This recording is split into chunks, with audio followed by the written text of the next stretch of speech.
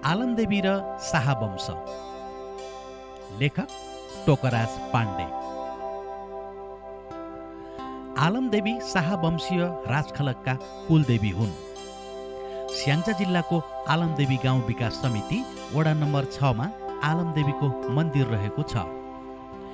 आलमदेवीको मन्दिर चारैतिर पर्खाल घेरिएको तर छानो नभएको पीठ शैलीको छ। आलमदेवी मन्दिरलाई चित्तौडको खान वंशका उत्तराधिकारी जैन खानको गढ भनिन्छ। ऐतिहासिक, धार्मिक र सांस्कृतिक केन्द्रका अलावा आलमदेवी एक शक्तिपीठ पनि हो।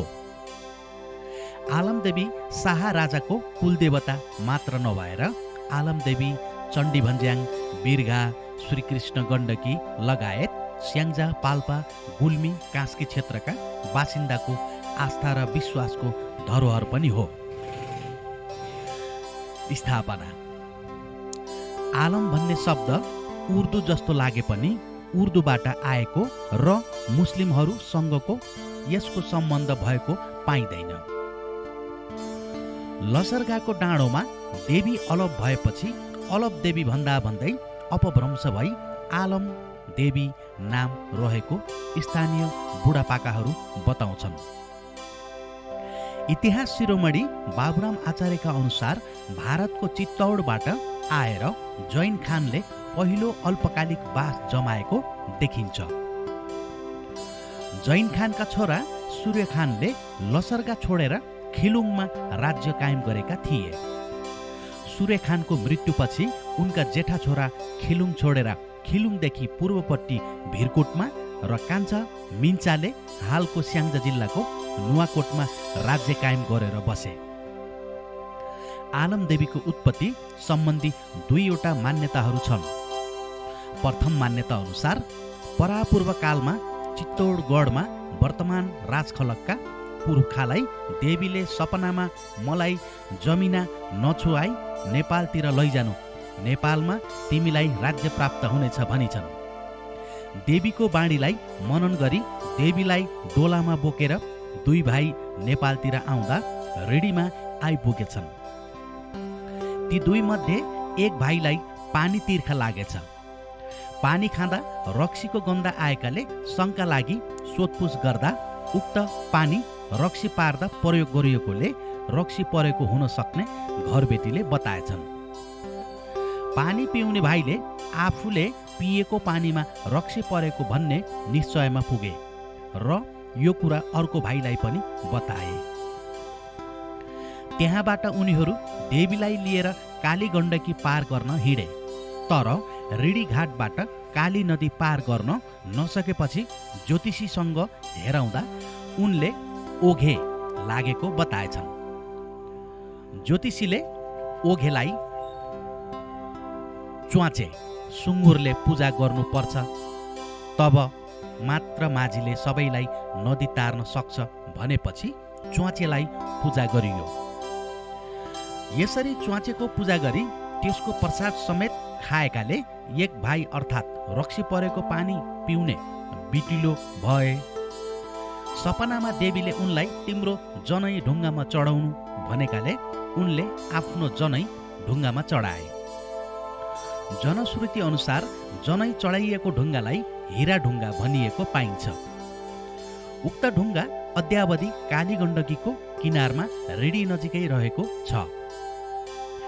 यसरी जनै ढुङ्गामा समेत चढाएपछि एक भाइको जात तल खस्कियो र जात मासियो। यसरी जात मासिएकाले उनी मास्किराना हुन पुगे। आउँदै गर्दा वर्तमान आलमदेवीको मन्दिर रहेको स्थानमा रात पर्यो र बास बसे। देवीलाई भुइँमा राख्नु हुँदैन भन्ने मान्यता अनुरूप त्यही रहेको भीमसेन पार्टीको रुखमा देवीलाई अड्याएर उनीहरूमा त्यही रुखमुनि सुते। भोलिपल्ट बिहान निद्रामा बिउजेपछि उनीहरूले देवीलाई देखेनन्। देवी त्यही अलप भएको उनीहरूले थाहा पाए। देवी अड्याएको भीमसेन पार्टीको रुखमुनि एक ठुलो पुवाल समेत रहेको थियो। त्यो पुवाल अद्यावधि त्यही छ र भीमसेन पार्टीको रूख पनि अद्यपि छ। किम्वदन्त अनुसार यो विक्रम सम्वत 1950 देखि 60 तिरको घटना हो। यसरी आफूहरूले बोकेर ल्याएकी देवी अचानक अलप भएकाले ती दुई भाइलाई गम्भीर समस्या आइलाग्यो।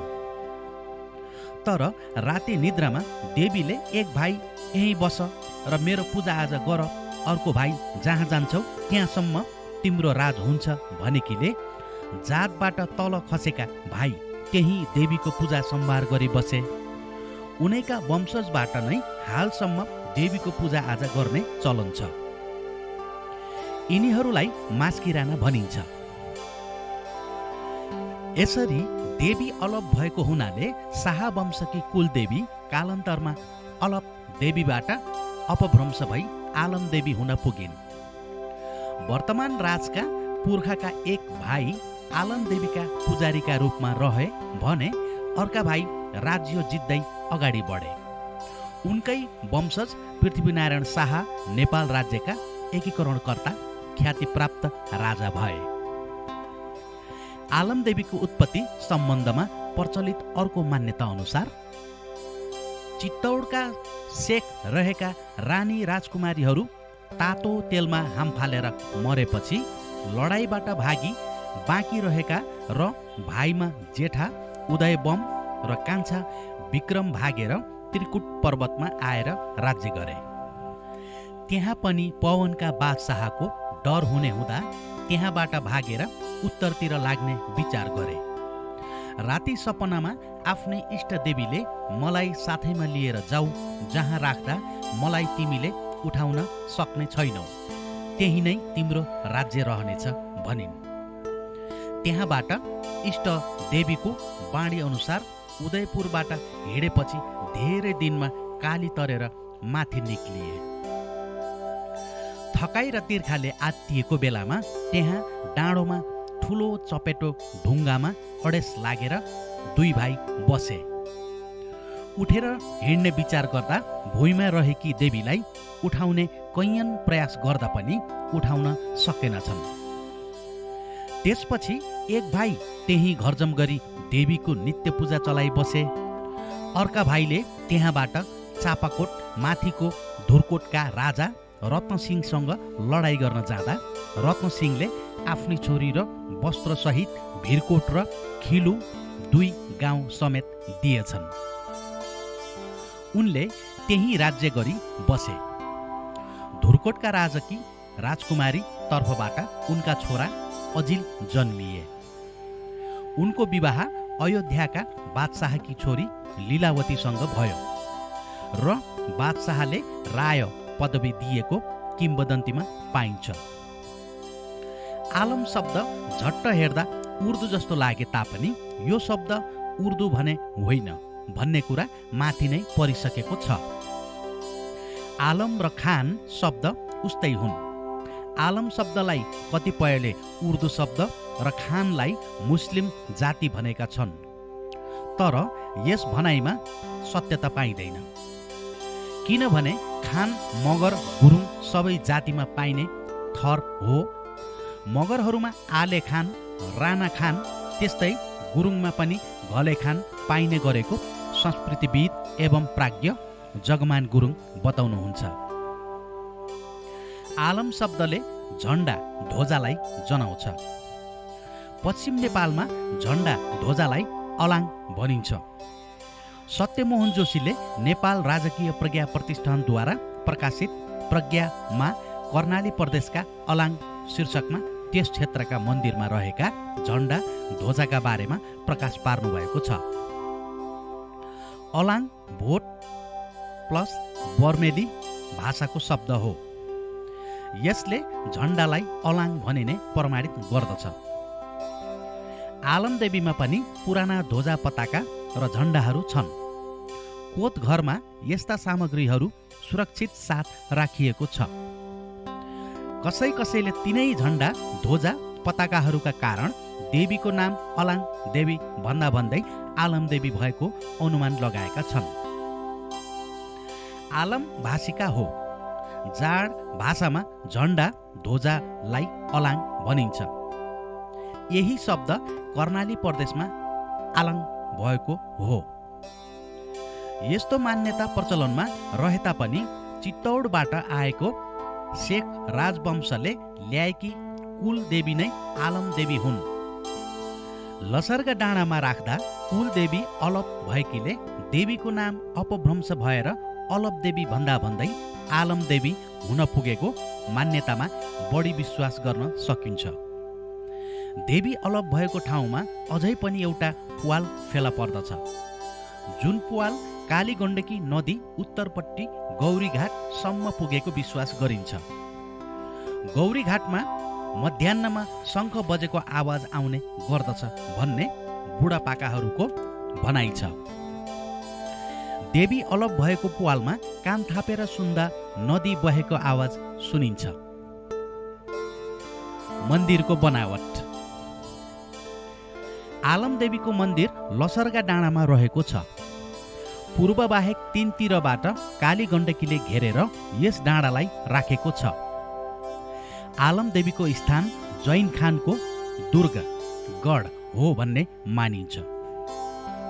यो न त परम्परागत मन्दिरहरू जस्तै तले शैली, न त शिखर शैली र प्यागोडा, न त मिश्रित शैलीको छ। आलमदेवी मन्दिर गुह्येश्वरीको स्थान जस्तै पीठ शैलीको छ। चारैतिर पर्खालले घेरिए पनि यसको छानो छैन, खुल्ला छ। देवी पतन भएको मानिने ठाउँमा ज्यादै पुरानो भीमसेन पार्टीको रुख छ। देवीसँगै यस रुखलाई पनि पूजा गर्ने गरिन्छ। यस्तो उचाइमा भीमसेन पार्टीको रुख पाइनुलाई स्थानीयवासीहरू अनौठो मान्दछन्। यस क्षेत्र वरिपरि कहीँ कतै अन्य भीमसेन पार्टीको रुख छैन। यस रुखलाई फलामको सिक्रीले छेडिएको छ। सिक्री पहिले बेरिए पनि कालान्तरमा रुख मोटो हुँदै गएपछि छेडिएको हुन सक्ने अनुमान गरिन्छ।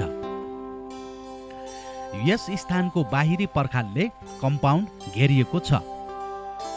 पर्खालभित्र मन्दिरको अग्रभागमा एउटा चिटिक्क परेको चौर छ। दुबो पलाएको यो चौर हेर्दामा पनि आकर्षक देखिन्छ। यही चौरको पूर्व दक्षिण कुनामा लाँकुरीको बोट छ। पूर्व भागमै 2 कोठा र बीचमा खाली प्यासेज रहेको एक तल्ले टिनको छानो रहेको कोटघर छ। पर्खालको दक्षिण र पश्चिमपट्टि ग्रिलको ढोका छ। यही पर्खालभित्र मन्दिरको दक्षिण भागमा बलि दिने मौलो काठको किलो छ। यही मौलामा डोरीले बाँधेर राङ्गा, बोका र भेडाको बलि दिइन्छ। यो चौरको भित्रपट्टि अग्लो पर्खालले चारैतिर घेरिएको छ। ठुलो पेटीको रहेको यो पर्खालको बाहिरपट्टि काठका किलाहरू गाडिएका छन्। यी किलामा सर्वसाधारणबाट चढाइएका घण्टाहरू झुन्डाइन्छन्। घण्टाहरू उत्तर बाहेक तीनै दिशातिर झुन्डाइएका छन्। बाहिरी पर्खाल भित्र मुख्य भाग बाहिर चारैतिर करिब 1.5 मिटर जति जमिन छोडिएको छ। जमिन छोडिएको भागमा ढुङ्गा बिछाइएको छ। यसको पश्चिम र दक्षिणतिर 2वटा ढोका छन्। प्लास्टर गरेर ढुङ्गा टाँसिएको यो भागबाट करिब 1.5 मिटर जति भूभाग उठाइएको छ। उठाइएको भूभाग पर्खालले घेरिएको छ। मुख्य भागको पर्खालमा दक्षिण, पश्चिम र उत्तर तीनतिर ढोका छ। पूर्वी भागमा ढोका छैन। उठाइएको भागमा भीमसेन पार्टीको रुख, देवी पतन भएको मानिने ठाउँ र राजा रणबहादुर शाहले चढाएको एक घण्ट छ। घण्टको एक भाग भुइँमा गाडिएको छ। संस्कृतिविदहरूले यसलाई खाँडो जागेको भन्दछन्। देवी अलप भएको ठाउँमा आउन सतहबाट 3वटा सिडी बनाइएको छ। मुख्य भागमा एउटा चौको छ। वर्णाकार रहेको यस चौकोको क्षेत्रफल 65 x 65 इन्च छ। आलमदेवी अस्तित्वमा आएदेखि नै यो मन्दिर पीठ शैलीको रहेको पाइन्छ। मन्दिरलाई सुरुमा ढुङ्गाको पर्खाल चिनेर पीठ आकार दिइएको थियो।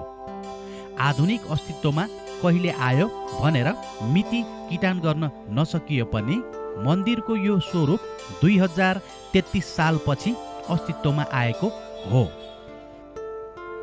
विक्रम सम्वत 2033 सालमा तत्कालीन श्री 5 महाराजधिराज वीरेन्द्र वीर विक्रमको सवारीका बेला मौसुमबाट 51,000 नगद बक्स भएको थियो। श्री 5बाट प्राप्त 51,000 र स्थानीय बासिन्दाको जनश्रमदान तथा सामग्री सहयोगबाट मन्दिरको आधुनिक स्वरूप निर्माण भएको हो।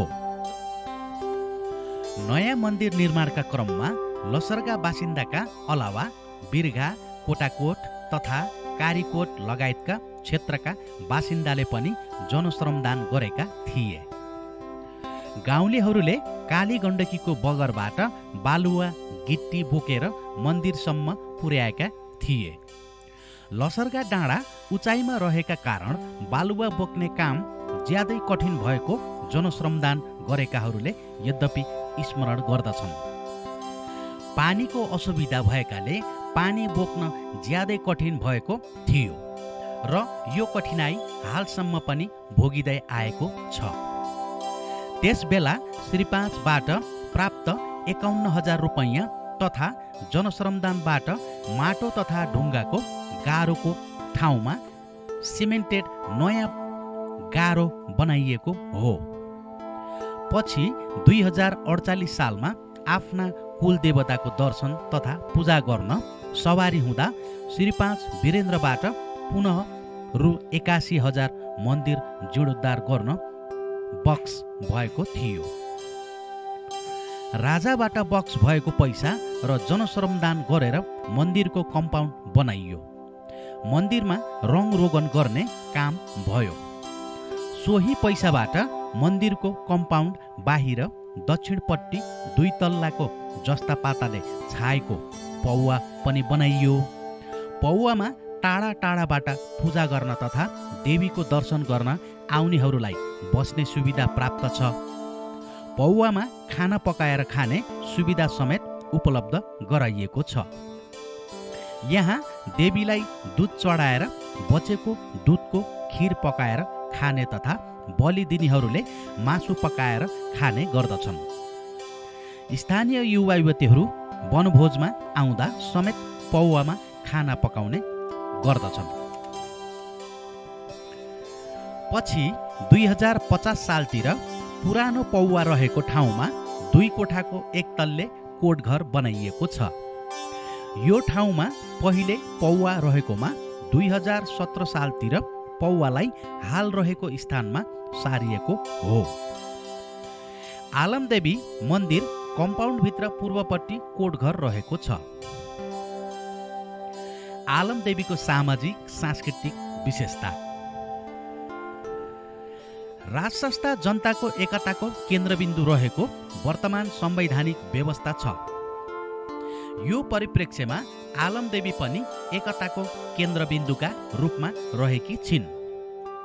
वरिपरिका बासिन्दाले जुनसुकै शुभ कार्य, विवाह, व्रतबन्ध, बसाइसराई, नयाँ घर निर्माण, जागिर प्रवेश, विदेश यात्रा आदिका अवसरमा आलमदेवीलाई रुपैयाँ पैसा चढाउने, भाकल गर्ने, उठाउने, बलि तथा पञ्चबलि दिने प्रचलन छ। तीनतिरबाट काली गण्डकीले घेरिएको र शिखरको टुप्पोमा रहेको यो मन्दिर एक पवित्र तीर्थस्थल पनि हो। वर्षेनी हजारौं भक्तजनको उपस्थितिले पनि यो कुरालाई प्रमाणित गर्दछ। आलमदेवीको मन्दिर स्याङ्जा जिल्लामा रहे पनि पाल्पा गुल्मीको पनि सङ्गम हो यो क्षेत्र। त्यस्तै तनहुँ लमजुङका ठकुरीहरू पनि आफ्नो कुलदेवता मान्न बोका भेडा लिएर वर्षेनी आलमदेवीसम्म आउँछन्। कास्कीबाट पनि शाह तथा ठकुरीहरू कमसेकम वर्षको एक पटक भए पनि भ्याएसम्म आलमदेवी दर्शनार्थ आउने गर्दछन्। पाल्पा, स्याङ्जा, गुल्मी लगायतका त्यस क्षेत्रका बासिन्दाहरू गाई भैँसी ब्याउँदा नयाँ दुध धूप चढाउन मन्दिर आउने गर्दछन्। यस क्षेत्रका लाहुरेहरू लाहोर, भारत, बेलायत, सिङ्गापुर, मलेसिया, खाडी मुलुक आदि क्षेत्रबाट घर आउँदा फर्किँदा आलमदेवीको दर्शनमा जान बिर्सिँदैनन्। कतिपय मांसाहारीहरूले पनि बलि दिन्छन्। अझ पल्टनमा भर्ती भएकाहरूले त पञ्चबलीको भाकल गर्ने गरेको पाइन्छ। स्थानीय युवाहरू त्यस्तो कोही छैन जसले भर्ती भएपछि आलमदेवीमा पञ्चबली नदिएको होस्। पञ्चबली अन्तर्गत बोका 1, राँगा 1, भेडा 1, परेवा 1 र कुखुरा 1 पर्दछन्। कुनै जनावरको अभावमा कुबिन्डाको बलि दिएर पनि बलिको प्रकार 5 पुर्याइन्छ। स्थानीय विद्यालय, क्लब तथा सङ्घ संस्था लगायत छिमेकी जिल्लामा बासिन्दाहरू दर्शन, वनभोज, घुमघाम आदिका लागि आलमदेवी अवस्थित डाँडो लसर्गा आउने गर्दछन्। बिरगा छ मौला। आलमदेवी प्रवेशाङ्क बिरगा स्याङ्जा 2062 नामक स्मारिकामा लेखिएको यस लेख टोकराज पाण्डेद्वारा लेखिएको लेख हो।